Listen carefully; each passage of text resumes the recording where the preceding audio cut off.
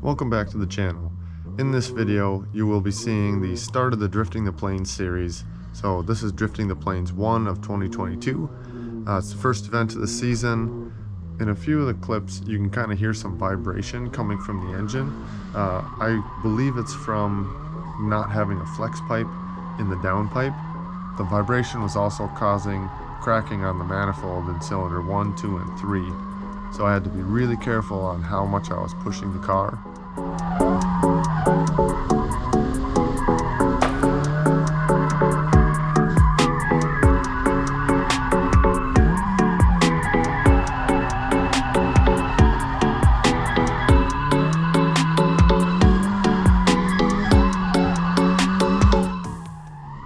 With the extra power from the turbo, it's a lot easier to hold longer drifts and not have to fight the car so much.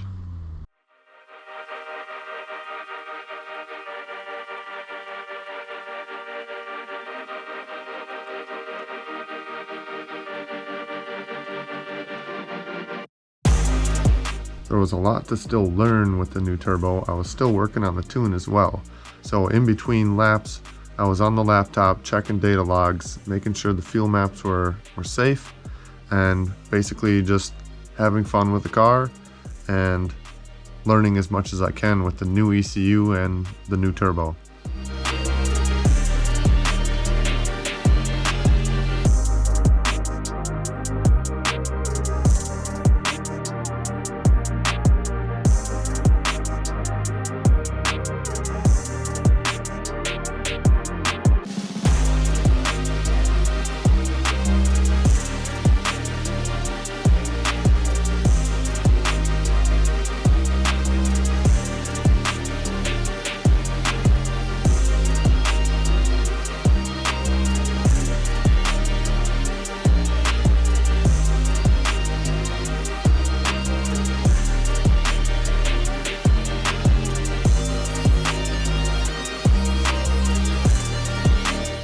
While I'm sitting in the line waiting to go on track, all I'm sitting there thinking about is this thing gonna fall apart? Is it gonna break?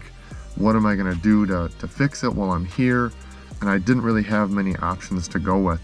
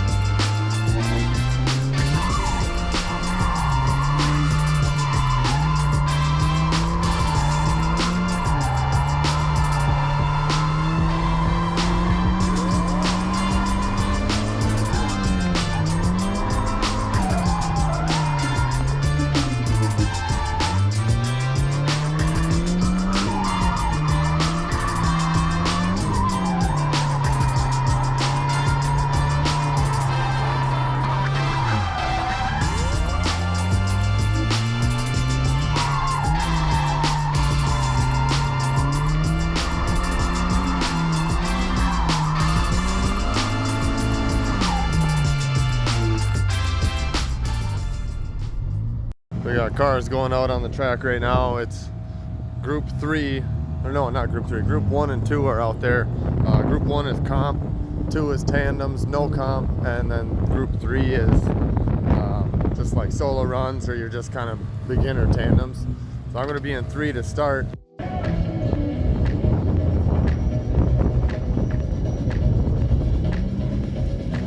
Like, you gotta sit there and pedal it the whole way through the corner. To be honest, my Miata without the turbo would probably kick ass right now on this track. Like, the more power, the harder it is to control it, because you just want to spin. Like, that's the center of the track. It's a freaking lake. It's wet. I don't think we'll be changing any tires today.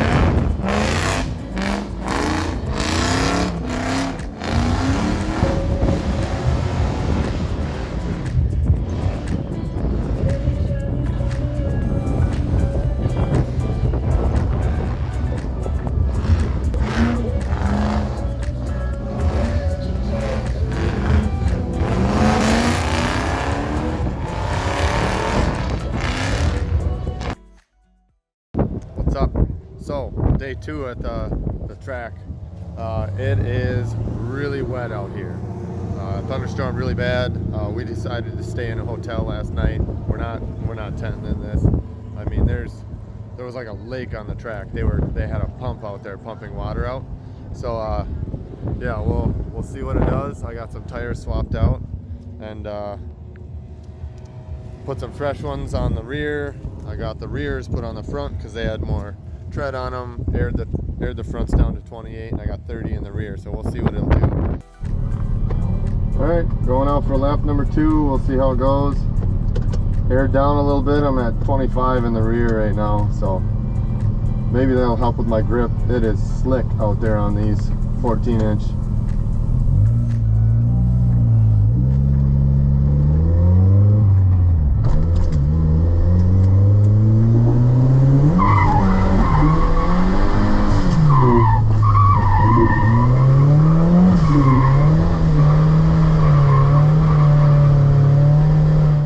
I was also facing an overboost issue because I was only wasting cylinder 1, and I was actually melting and blowing a hole in the coupler right on the turbo because it was so close to the heat source of the manifold. I believe I replaced the coupler 3 times before calling it the weekend.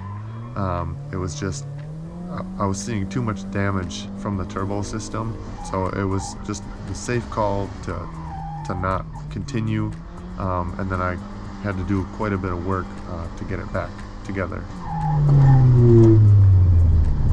I got the little coupler.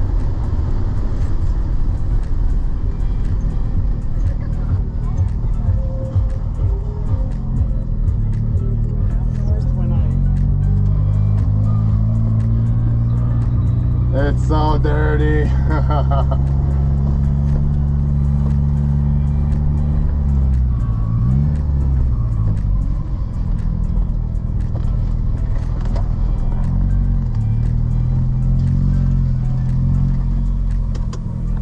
Otherwise, hopefully I didn't blow a coupler and it's just wasting the boost like it's supposed to. We'll see. I'll take a quick peek at it.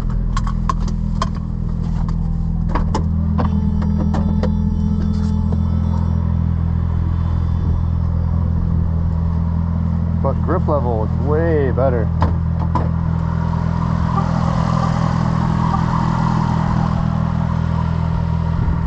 You gotta be kidding me. I don't know if you can see in there, I blew that coupler out again. Fuck. Hey, just hanging out in the Miata. Gonna touch base on Drifting the Plains 1 of 2022 a little bit. It was quite a chaotic event. It was really wet, it was really muddy, and there was quite a few mechanical failures I was trying to overcome. I put a lot of effort into the build the week or 2 before the event just to make it to the event. Maybe cut a couple of corners, but also tried to do everything on a budget. But some of the mechanical failures I had and fought all day on Friday was I was only wasting cylinder 1 exhaust gases in the wastegate, kind of a minor error, but also a major error, because if you're only wasting cylinder 1 and not the rest of the cylinders, your turbo is still going to spool and overboost. So I had no way of controlling how much boost I was actually making, which led to blowing off couplers and having wasted boost and losing power mid-drift. I also had the rubber coupler right up next to the manifold, so it was heating up the rubber coupler, and I was actually blowing holes out the side of the coupler, not just blowing it off of the turbo, but putting actual holes in the coupler. So I replaced, I think, 3 of them. I think I said that earlier in the video, but I was fighting that, and I was also fighting vibration in the exhaust. I did not put a flex pipe anywhere in the exhaust system, which was my mistake. That was an error that I learned from, and I improved upon that. In the next video, I put a flex pipe into the downpipe, so it eliminates mainly all of the vibration in the exhaust, which helps a lot.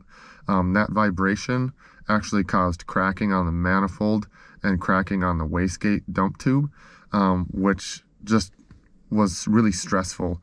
So that was pretty upsetting and disappointing that I put so much effort into something and it was failing. But I learned from those mistakes and I made the changes that were necessary. And in the next video, you'll see that I'll do some car work, repair the manifold. I also changed the intercooler piping quite a bit because I wanted to eliminate how many rubber couplers I had on the system. I believe just on the cold side, I had 4 different couplers there. I removed all those couplers and I actually welded tubes, like the aluminum tube, down from the turbo to the intercooler and put a aluminum V-band in there. So then I didn't have any coupler issues after that event. You'll see that in the future videos too, with car work, intercooler work, and other drifting videos. So stay tuned for more of the Drifting the Plains series.